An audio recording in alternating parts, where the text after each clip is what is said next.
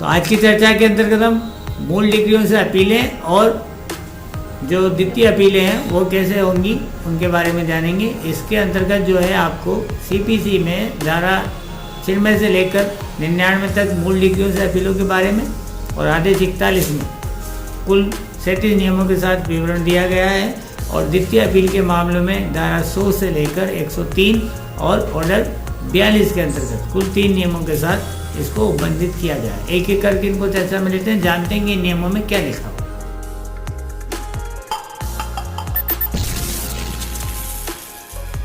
अपीलों से संबंधित धाराओं को एक बार देख लेते हैं पहले, फिर आदेश की तरफ चलेंगे वापस।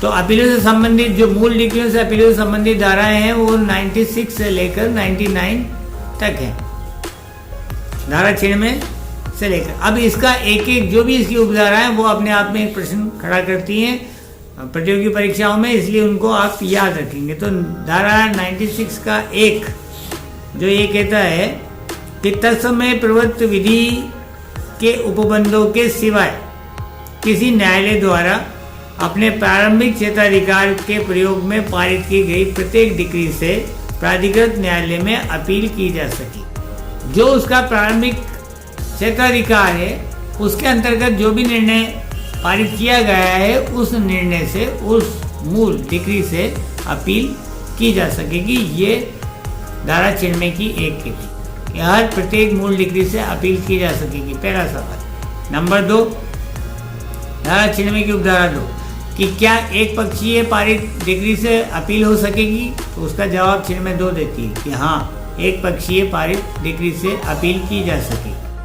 पक्षकारों ने जो सहमति के आधार पर कोई डिग्री पारित करवाई है, क्या उसके विरुद्ध अपील की जा सकती है, तो 96(3) कहती है इसके बारे में कि पक्षकारों की सहमति से जो डिग्री न्यायालय ने पारित की है उसकी कोई अपील नहीं होगी। 96(4) अलग इंफॉर्मेशन देती है कि लघुवाद न्यायालय द्वारा संज्ञेवाद में किसी डिग्री से कोई अपील, यदि ऐसी डिग्री की रकम या उसका मूल्य 10,000 रुपये से अधिक नहीं है तो केवल विधि के प्रश्न पर अपील होगी और किसी प्रश्न पर अपील नहीं होगी। अपील कहाँ नहीं होगी उसके पॉइंट ऑफ व्यू से आप इनको जान लें कि जहाँ न्यायालय द्वारा डिग्री पक्षकारों की सहमति से पारित की गई है वहाँ अपील नहीं होगी। जहाँ पक्षकारों के मध्य किसी डिग्री या आदेश से अपील नहीं करने का विधिपूर्ण प्रतिकर के बदले मान्य करार विद्यमान है वहाँ अपील नहीं होगी। ऐसे वादों के विरुद्ध अपील नहीं होगी जिनमें विधि का प्रश्न अंतर्गत नहीं है। और जहाँ इस संहिता द्वारा अपील को विधि वर्जित कर दिया गया है वहाँ भी अपील नहीं होगी। या फिर जहाँ अपील का समय बीत गया है और अपील न की गई हो तो विबंध के आधार पर अपील नहीं की जा सकती। इससे जुड़ी हुई धारा जो आगे है 97, वो आगे से बात कहती है कि अगर किसी मामले में 2 डिग्रियां पारित की गई प्रारंभिक और अंतिम के रूप में, तो जहां प्रारंभिक डिग्री के मामले में उसकी शुद्धता को कोई चुनौती नहीं दी गई है तो अंतिम डिग्री की जब अपील कर रहे हो आप तो प्रारंभिक डिग्री की उस शुद्धता के मामले को लेकर नहीं उठा पाओगे, उसकी कोई अपील नहीं होगी। धारा 98 अपील के डिस्पोजल से संबंधित है कि जहां अपील 2 या अधिक न्यायाधीशों द्वारा सुनी जाए वहां विनय से बहुसंख्या के आधार पर किया जाएगा, यदि कोई हो उनकी राय के अनुसार किया जाए। परंतु जहां न्यायाधीशों की संख्या सम है,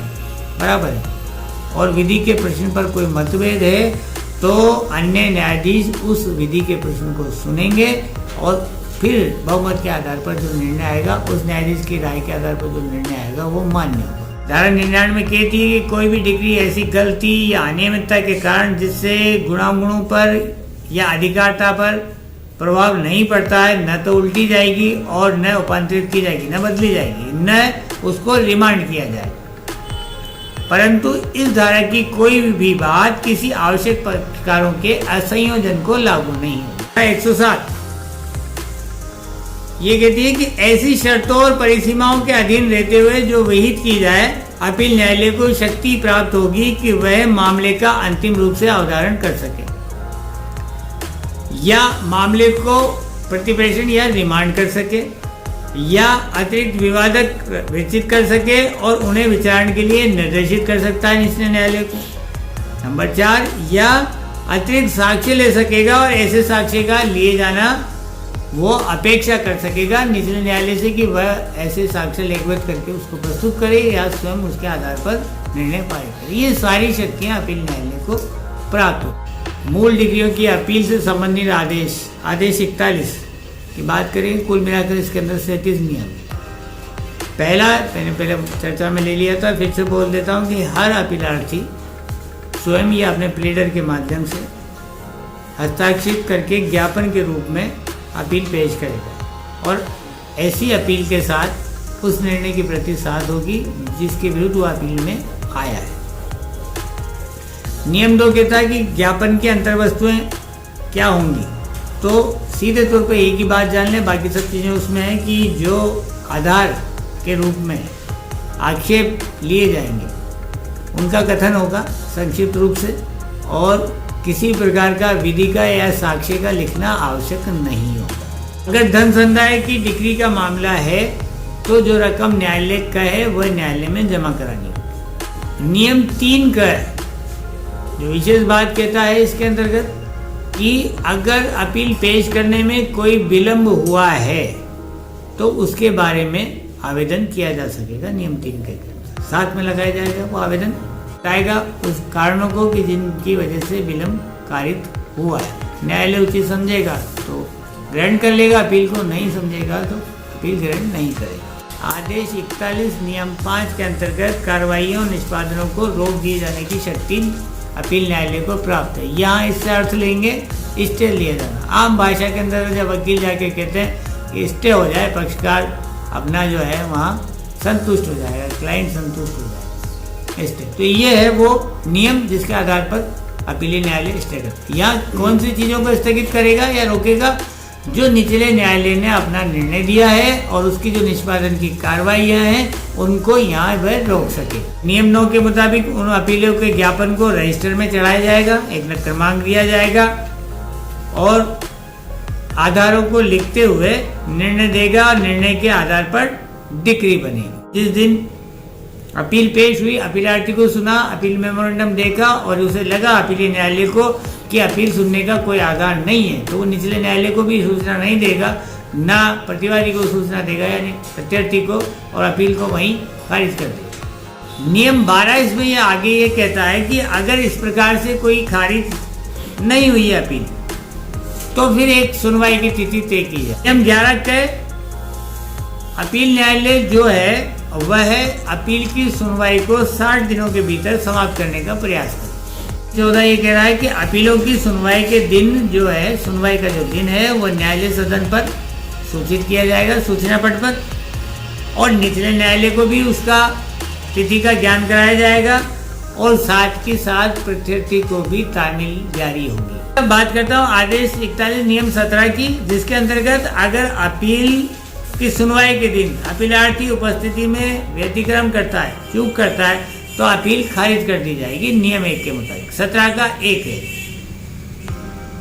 और नियम 17 का 2 ये है कि अपील की सुनवाई के दिन अगर प्रत्यार्थी उपस्थित नहीं है तो कार्रवाई एक पक्षीय कर दी जाएगी, एक्स पार्टी कर दी जाएगी। 41 नियम 19 के अंतर्गत जिस प्रकार की कोई चूक की गई थी अपीलार्थी की तरफ से और उसके आधार पर अपील खारिज कर दी गई है, नियम 11 या नियम 17 के अंतर्गत खारिज कर दी गई है तो उसके विरुद्ध वह आवेदन कर सकेगा, न्यायालय का समाधान करेगा, पर्याप्त हेतु न्यायालय को बताएगा और अगर न्यायालय संतुष्ट हो जाता है तो उस अपील को पुनः ग्रहण कर पुनः नंबर पर लेकर आगे सुनवाई की कार्रवाई प्रारंभ कर सके। ये आदेश 41 नियम 21 वो ये कहता है कि उस प्रत्यार्थी के आवेदन पर पुनः सुनवाई जिसके विरुद्ध एक पक्षीय डिक्री पारित की गई है उसकी प्रक्रिया यहाँ कि वह पर्याप्त समाधान करेगा न्यायालय में उपस्थित होकर कि उसकी या तो तामील ठीक प्रकार से नहीं की गई इसलिए नहीं आ पाया या कोई अन्य कारण जो भी रहे उनको न्यायालय में आकर बताता है, उसको संतुष्ट कर देता है तो न्यायालय जो है खर्चे या अन्य उपबंधों के अधीन रहते हुए पुनः सुनवाई का अवसर दे सकेगा। जो सेट एक्स पार्टी का ऑर्डर दिया गया उसको सेटिस्फाइड करते हुए आगे सुनवाई के लिए अग्रसर हो सके। आदेश 41 नियम 22 का जो उपनियम 4 है वो ये कहता है कि वादी के व्यतिक्रम पर अपील खारिज कर दी गई है और प्रतिवादी के आक्षेप जो हैं वो रिकॉर्ड पर हैं, तो अपील न्यायालय उन पर सुनवाई के लिए अग्रसर हो सकेगा और उसके आधार पर जो है वह अपना निर्णय पारित कर सके। वादी के अनुपस्थित होने के आधार पर कोई उसकी चूक के आधार पर अपील खारिज किए जाने का ऑर्डर किया जा रहा है, लेकिन प्रतिवादी उसमें अपने आक्षेप पेश कर चुका है, तो उन आक्षेपों के आधार पर सुनवाई करके और उस पर वो अपना निर्णय पारित कर सकेगा अपील न्यायालय। काउंटर क्लेम है या और भी कोई चीज है तो वो उसके आधार पर कर सके। 41 नियम 23 ये कहता है कि मामले का अपील न्यायालय द्वारा प्रतिप्रेषण यानी रिमांड कर दिया जा सकेगा। नियम 24 ये कहता है कि जहां अभिलेख पर पर्याप्त साक्ष्य और अपील न्यायालय मामले का अंतिम रूप से निर्धारण कर सके 24 के अंतर्गत। और नियम 25 के अंतर्गत एक स्पेशल उसके पास पावर कि वह न्यायालय को लगता है कि मामले के अंतिम निर्धारण के लिए किसी प्रकार की कोई विवादकों की रचना की जानी चाहिए थी, तो वह स्वयं ऐसे विवादकों को लिख सकेगा या निचले न्यायालय को ऐसे विवादक की रचना करके सुनवाई करने के लिए बैठ सके। आदेश 41 नियम 27 अपील न्यायालय में अतिरिक्त साक्ष्य का पेश किया जाना, यानी अतिरिक्त साक्ष्य पेश की जा सकेगी और इस प्रकार का आवेदन पक्षकारों द्वारा भी किया जा सकेगा, लेकिन ये कब और कहाँ कैसे?